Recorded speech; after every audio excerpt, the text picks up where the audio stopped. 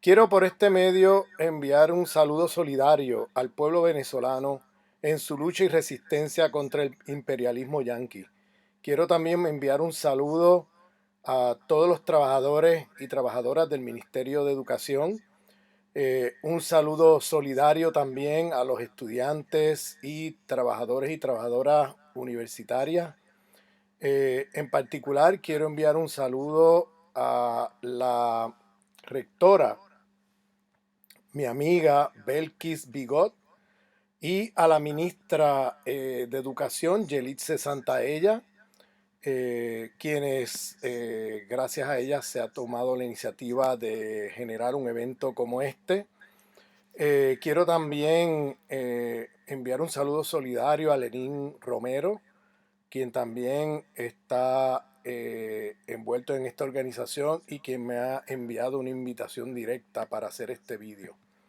El pedido es que haga un vídeo que discuta o explique para un público general lo que ha sido la historia de Afganistán y qué está pasando en Afganistán. Para entender esa historia habría que ir muchos siglos atrás porque el pueblo de Afganistán tiene una historia de resistencia antiimperial impresionante. O sea, ha derrotado cantidad de imperios en su historia milenaria, pero más recientemente en el siglo XX derrotó, y XIX y XX derrotó a los británicos, quienes invadieron dos veces Afganistán, una en el XIX, otra en el siglo XX, y derrotaron en ambas ocasiones al imperio británico. Luego se enfrentaron a una intervención lamentable porque era una intervención de un país supuestamente socialista, en este caso la Unión Soviética, sobre Afganistán, una intervención militar que también resistieron y vencieron, y más recientemente la invasión del imperialismo yanqui que también enfrentaron, resistieron y vencieron. Eh, La historia reciente de Afganistán es muy complicada porque tenemos que recordar que hubo un levantamiento contra una monarquía que existía en Afganistán a principios de los años 70. Ese levantamiento derrocó esa monarquía y generó un gobierno democrático en Afganistán. En un momento dado, ese gobierno tenía reformas políticas, económicas, que eran muy interesantes porque era un gobierno dirigido por la izquierda y sobre todo el Partido Comunista Afgano. Eh, y en un momento dado, en esos años, hubo un, vamos, un peligro de intervención imperialista occidental que provocó que lamentablemente, y digo lamentable porque no es la mejor solución para un problema como este, llamaron a la Unión Soviética a intervenir militarmente para proteger a Afganistán. Entonces, lamentablemente la Unión Soviética entró allí y este, eso fue aprovechado inmediatamente por el imperialismo estadounidense, organizando una resistencia contra la intervención soviética eh, que movilizó lo que se llaman los mujahedín, o sea, luchadores musulmanes para enfrentarse a el imperio soviético. Esa organización de yihadistas para pelear contra lo que llamaba Ronald Reagan el Imperio del Mar, eh, fue organizada por las agencias de inteligencia estadounidense, la CIA. Y el líder de esa red, el que organizaba esa red, era Osama Bin Laden. Y es importante recordar esto, que Bin Laden era el organizador de la red internacional de yihadistas que llevaron miles y miles y miles de yihadistas de todo el Medio Oriente a luchar en Afganistán contra la Unión Soviética. Para hacer una historia larga, corta, eh, ese yihadismo organizado por el imperialismo estadounidense junto con Arabia Saudita, eh, y otros países conservadores del Medio Oriente y aliados del imperialismo norteamericano, eh, al final terminaron derrotando militarmente a la Unión Soviética. Si recordamos, en 1989 vemos la salida de las tropas soviéticas de Afganistán, el triunfo de este movimiento yihadista que tenía obviamente una fuerte base popular, pero que había sido una especie de instrumento del imperialismo norteamericano contra la presencia soviética en Afganistán. Eh, yo digo que fue un error muy grave de la Unión Soviética haber entrado a un país del tercer mundo en ese momento histórico, porque claro, eso, la imagen que dejó fue de un imperio invadiendo un país de la periferia del sistema mundo. Y entonces, obviamente, hubo mucha resistencia. Ese gobierno progresista que había en Afganistán hubiera tenido más larga duración de no haber sido por esta intervención soviética, porque de haber habido otras formas de resistencia al imperialismo yanqui que no fuera una invasión militar soviética, muy probablemente ese gobierno hubiera tenido eh, mucho más apoyo popular.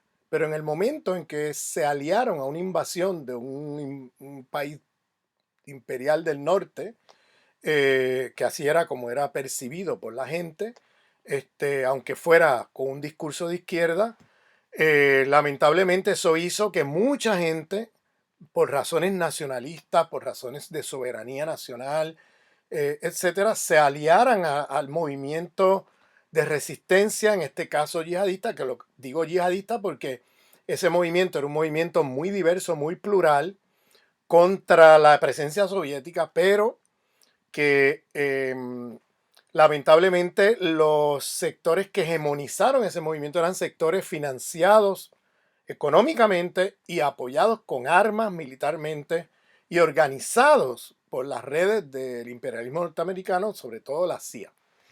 Eh, el personaje de Osama Bin Laden viene de ahí. Habría que decir que la ideología de Osama Bin Laden y de algunos de estos yihadistas es una ideología, de una de las ideologías más conservadoras del Islam, que se llama el wahabismo. El wahabismo es una versión del Islam muy contestada por el mundo islámico, porque es una ideología que nace en el siglo XVIII, es decir, hace apenas 200 años, cuando la civilización musulmana tiene 1400 años, o tenía 1400 años. Es una versión muy reciente del Islam que está fuertemente atada al imperialismo británico. Es una versión que imitó de manera muy colonial, es una especie de Islam colonial, las lecturas de los fundamentalistas cristianos protestantes británicos de la Biblia, pero en este caso con el Corán, es decir, lecturas literalistas de la Biblia, lecturas muy problemáticas, muy conservadoras, y esos métodos de lectura de la Biblia de los fundamentalistas protestantes fueron imitados por esta corriente que se llama el wahabismo. Eh, y claro, el imperialismo británico fue muy astuto en apoyarlos porque era una versión del Islam que por primera vez hacía de otros musulmanes sus enemigos. Mientras que el yihadismo, que es la lucha contra la opresión, ¿no? Históricamente en el Islam, y sobre todo opresores extranjeros en sus territorios, eh, era una especie de llamado a la lucha por la soberanía y liberación de los pueblos en un momento dado de la historia de la civilización musulmana. El wahabismo distorsionó esto para hacer de otros musulmanes sus enemigos principales y hacer yihadismo contra otros musulmanes, es decir, hacía de su objetivo central matar a otros musulmanes. Para el imperialismo británico en esa época, que tenía fuertes ansias de dominar la región y competía con ese momento con los otomanos, que era un estado islámico que tenía un control territorial enorme. O sea, todos esos países, Irak, Siria, Líbano, todos esos países no existían porque eran todos partes de los otomanos. y era un territorio enorme. El Estado otomano era un Estado multicultural que tenía representación de todas las naciones y pueblos en la parte alta del Estado. Eh, eh, por ejemplo, para decir algo que sonará controversial, los judíos en Palestina, bajo los otomanos, tenían mucho más derecho, incluso representación dentro del Estado otomano, de lo que hoy tienen cristianos y musulmanes en el Estado de Israel.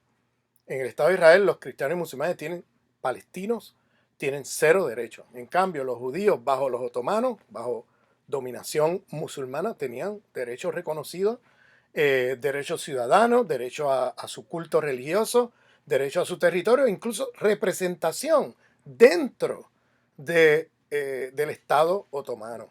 Eso ni soñarlo en el Estado de Israel hoy, con las poblaciones palestinas, cristianas y musulmanas. De manera que los otomanos eran una especie de estado que era lo último que quedaba de la civilización musulmana, pero un estado que al menos resistía frente a la penetración de los imperialismos occidentales en la región.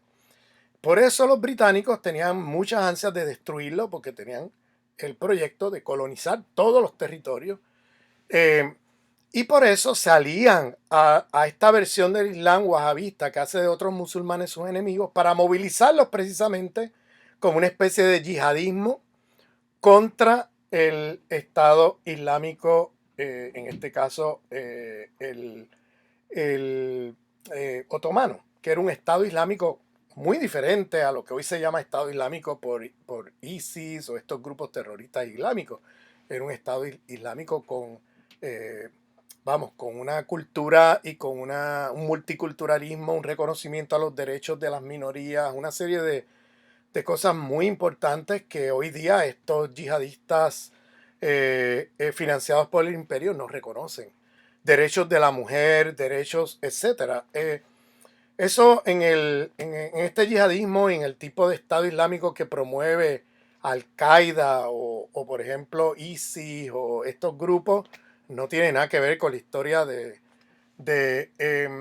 la civilización musulmana, porque estos son grupos que son wahabistas y que siguen una versión del Islam que es una imitación de los fundamentalistas cristianos protestantes británicos.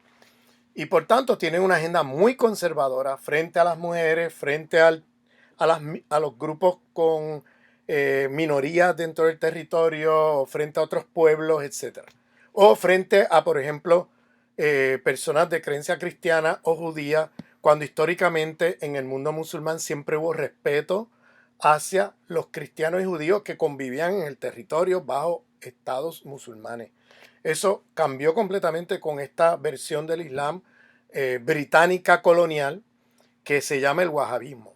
Llevamos ya 200 años de esa versión y claro, los usaron como carne de cañón para destruir a los otomanos, y ya en la Primera Guerra Mundial lograron destruir a los otomanos, y entonces entre los franceses y los británicos, o sea, traicionaron la promesa que le hicieron a muchos árabes de respetar la soberanía de diferentes territorios, y al contrario, lo que hicieron fue desde una oficina en Londres dividirse todos los territorios de los otomanos entre los británicos y los franceses, y ahí se creó Siria, se creó Irak, se creó el Líbano, se crearon países que no existían porque no existía bajo los otomanos esas barreras lingüísticas, ni barreras identitarias, ni todos se veían como hermanos musulmanes conviviendo dentro de un territorio y dentro de un estado que daba posibilidades de soberanía y hasta consultas democráticas, derechos de mujeres, etcétera, en todo el territorio. Cuando eso se destruye, entonces los wahabistas tienen un rol muy importante en esa región bajo la dominación británica, porque siempre el wahabismo ha estado atado y aliado a los británicos en un primer momento y luego a los americanos, porque es una versión del Islam que yo diría es vendida al imperialismo, es una versión del Islam colonial, porque lo que hace es imitar, como he dicho ya, la ideología de los fundamentalismos cristianos protestantes. Y eso lo hizo adrede y muy conscientemente el Imperio Británico para generar también una versión del Islam que le fuera útil a sus agendas imperialistas. Que luego, cuando la hegemonía del Estado americano después de la Segunda Guerra Mundial, quien capitaliza de esa versión del Islam, los estadounidenses.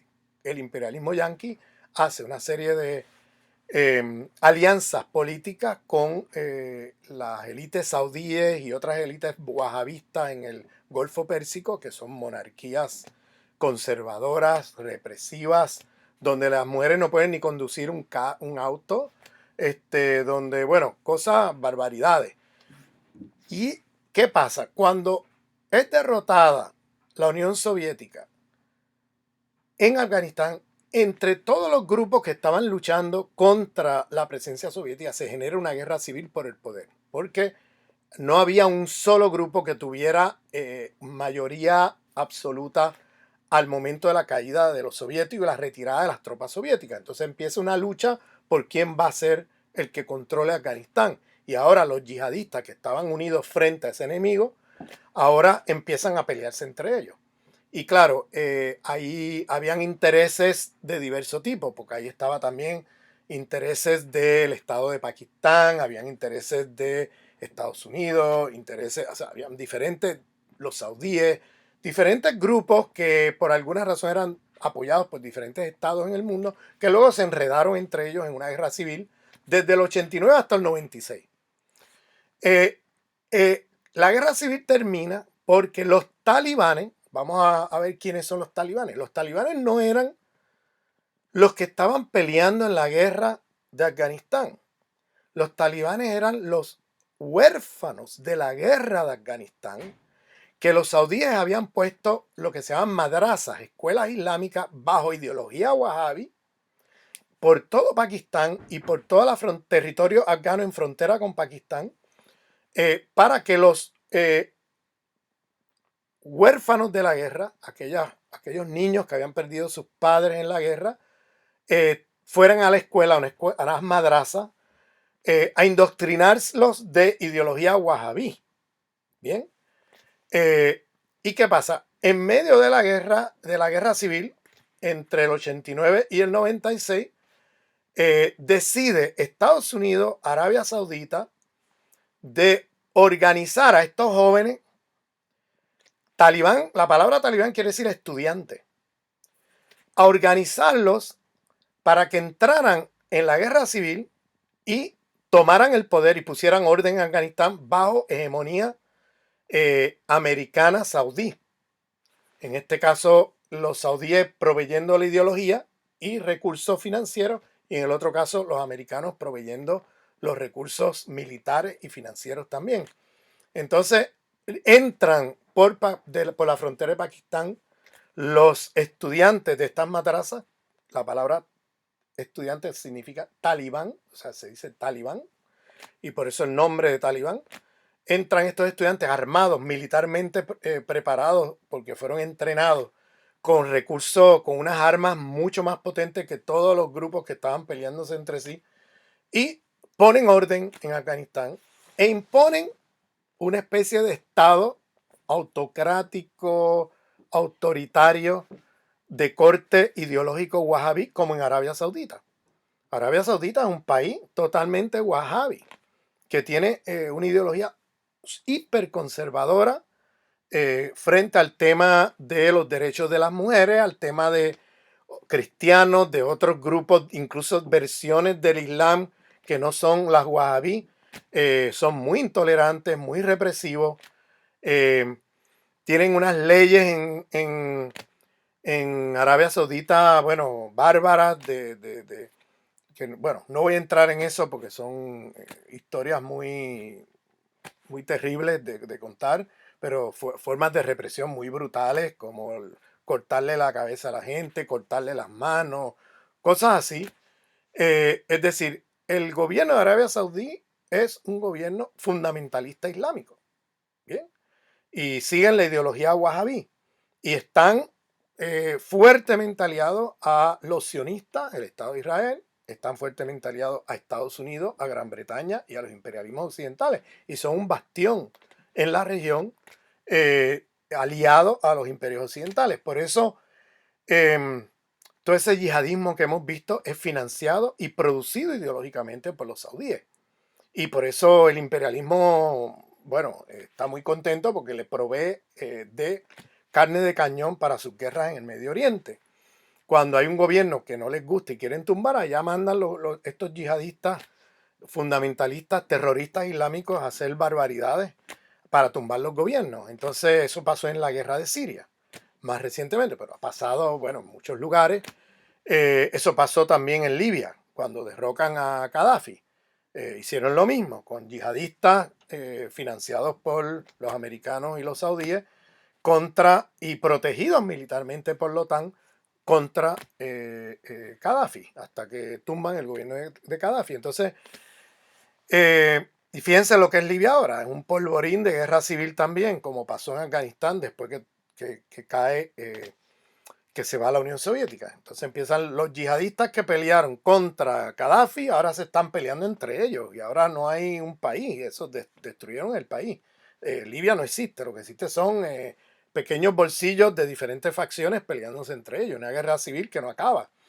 Y eso es lo que quiere el imperio, general, cautizar estos lugares para controlar el petróleo. Fíjense que en Libia tienen un control absoluto del petróleo. Allá los libios se están matando y ellos han militarizado la zona petrolera y han sacado un tubo así enorme hacia el mar por donde sacan todos los días el petróleo libio.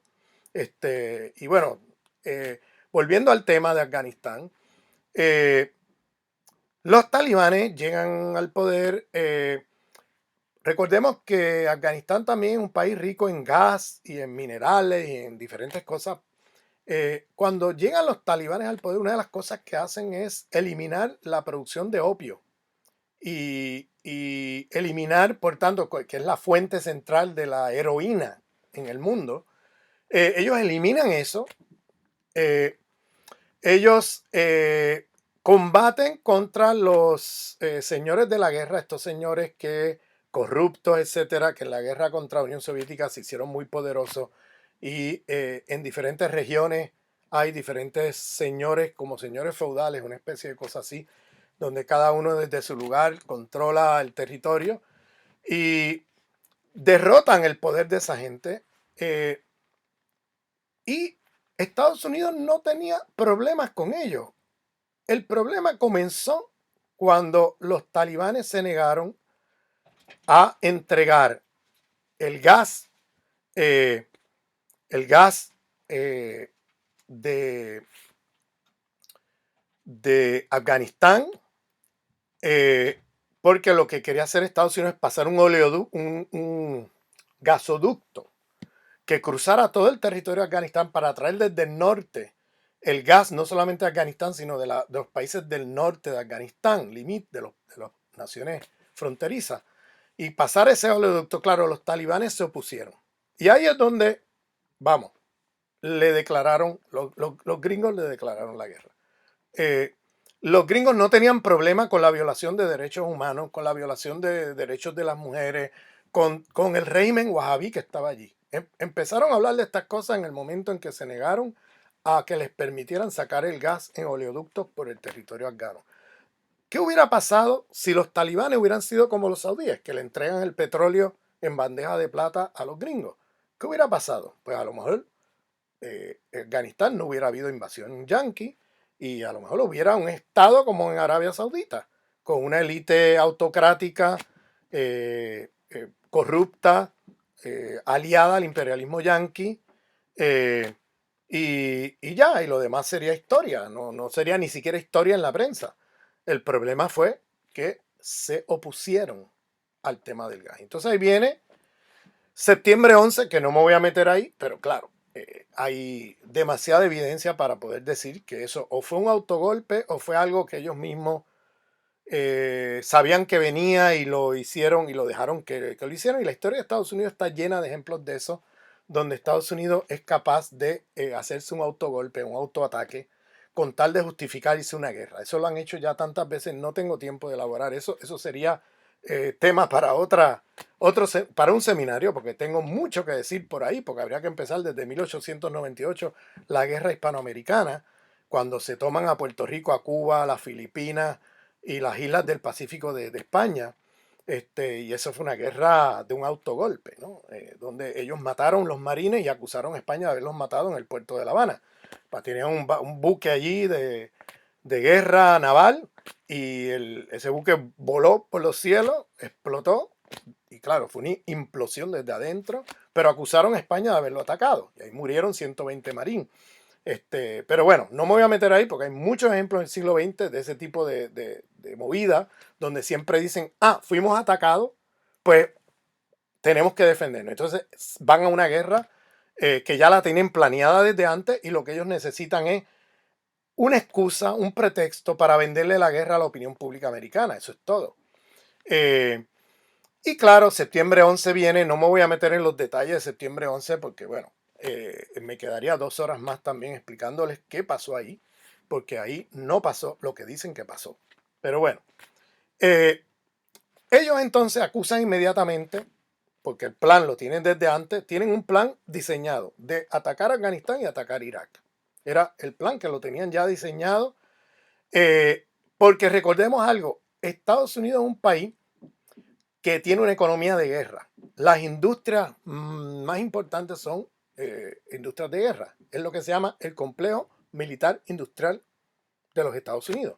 Y el problema con eso es que es un imperio cuya economía funciona a través de empresas de guerra y por tanto la guerra es un negocio. Y si no hay guerra, pues hay que inventársela, porque esas compañías viven del welfare state, del estado de bienestar de los Estados Unidos. Es decir, son compañías que se dice corporate welfare, o sea, estado de bienestar corporativo, donde en lugar de pasar el estado de bienestar para el pueblo, el dinero del fisco americano, de los contribuyentes de impuestos de los Estados Unidos, los trabajadores que pagan los impuestos de Estados Unidos, ese dinero pasa a través del Departamento de Defensa de los Estados Unidos a subsidiar a estas empresas, a comprarle las armas, a comprarle los aviones militares, los barcos militares, las computadoras, los tanques de guerra. Bueno, la lista es larga. Y estamos hablando de un presupuesto no de miles de millones, de trillones con la letra T. Es decir, en estas guerras lo que hacen es que transfieren, bajo la excusa que están en una guerra, transfieren una cantidad de dinero impresionante, más del 50% del presupuesto federal del Estado Imperial Americano, anualmente, más del 50% se va en gastos de guerra. Y claro, para educación, vivienda y todo eso no hay nada. O sea, prácticamente no hay nada.